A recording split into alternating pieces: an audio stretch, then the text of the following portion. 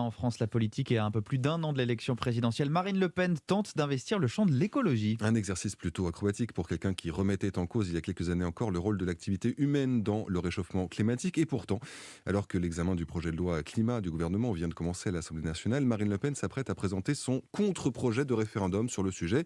Louis de Ragnel, cette opération de communication est censée témoigner d'un changement de stature de la candidate du Rassemblement national.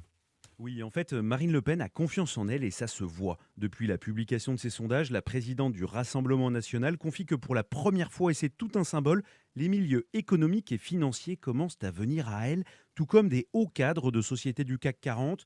Ils ne se pincent plus le nez, ils prennent rendez-vous avec elle.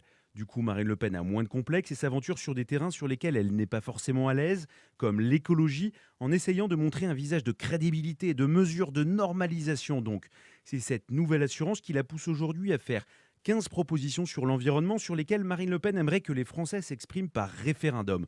Pour ou contre l'étiquetage détaillé pour les produits alimentaires, pour ou contre le renforcement du nucléaire, pour ou contre un moratoire sur les constructions d'éoliennes. Bref, autant de questions qui resteront sans réponse puisqu'elles n'ont aucune chance de passer, mais qui permettent à Marine Le Pen de continuer à exister politiquement en poussant ses futurs rivaux à la présidentielle à commenter et à réagir à ce qu'elle dit et espérer ainsi rester au centre du jeu médiatique. Merci Louis de Ragnel.